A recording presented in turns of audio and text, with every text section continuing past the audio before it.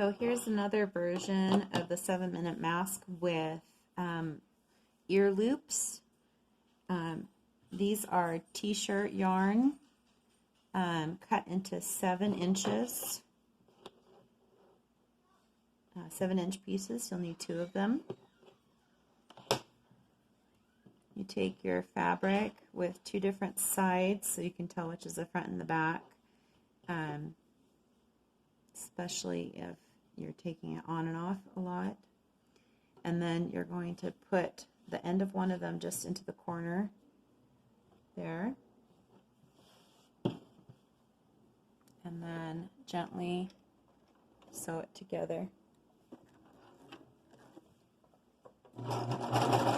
Back stitch, forward.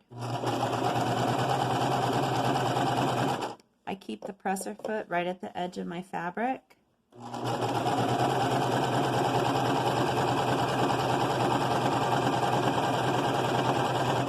And make sure that my tie is in there.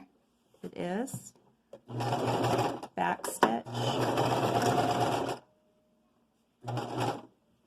Make sure my needle's in there. Pivot. Back stitch. And forward.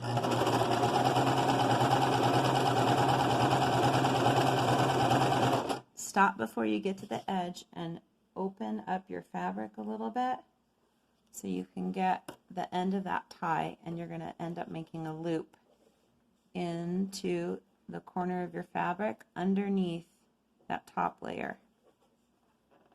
Hold it in place, back stitch, with your needle in, rotate,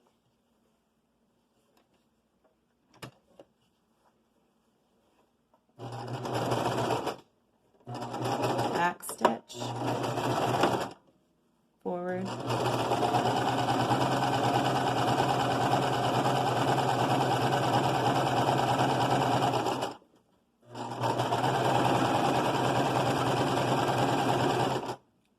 back stitch,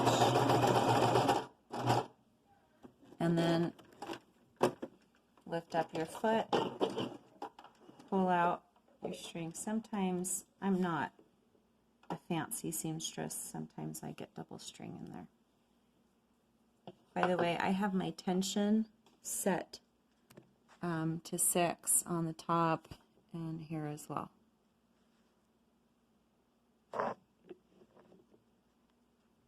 Okay, so now you just flip that pillowcase out. There's your loop at the top there.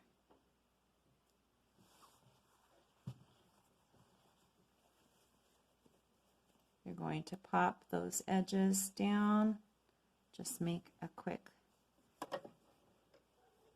crease. Make sure you have about 1/4 of an inch underneath that you can sew through and have a good straight edge. Oops. I have some strings there. Okay, then you get another tie and you pop. I'm just going to adjust my corner a little bit. Pop the end of the tie into the corner there, and you want to have about at least 1/4 of an inch there. Put it under your presser foot, and oops, this might happen to you too if you don't have enough extra fabric behind your needle when you start. You could just pull it right out of your needle. There we go. Okay. Make sure you back stitch over that tie to secure it. Now I'm going to do a pleat. I just pinch a little bit of the fabric, both sides. Okay, and very gently while I'm holding it, I'm going to sew over that pleat. With my needle in, I'm just going to put a pin on the other side just to more easily sew the other side when I'm ready. Okay, I'm going to make another pleat.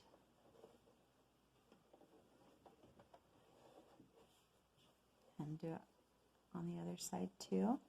They're about 1/4 of an inch or so. And while I'm holding it, I'm going to tuck in the end of that tie into here so it makes a loop down at the bottom. Again, you can kind of feel where it is. You want at least 1/4 of an inch in there so it doesn't come out. I can feel because of the lump right there where it is. Now very carefully, I'm going to guide it, making sure that tie is still in there.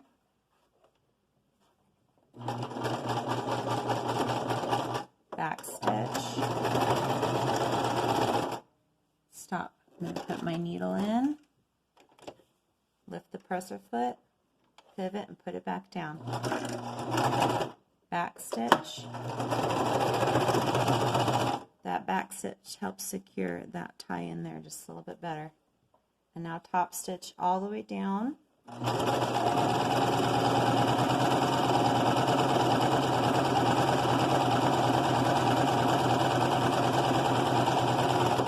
Needle in,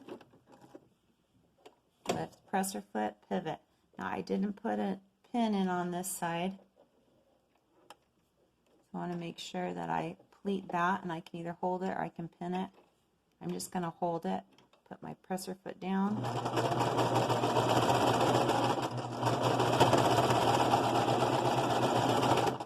Needle in. Sorry about that. Okay, lift presser foot, pivot.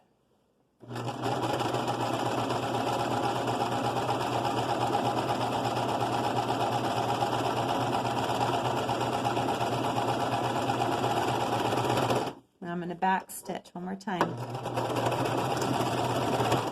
Okay, lift up.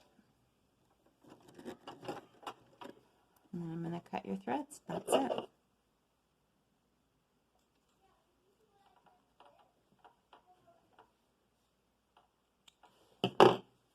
And there you have your mask. Take your pins out if you use those. Okay, now with bigger fabric, I would do 3 pleats. I like to use 8 by 10, but this is just a 6 by 9 piece that I'm going to pre-cut, and I just wanted to use it, but it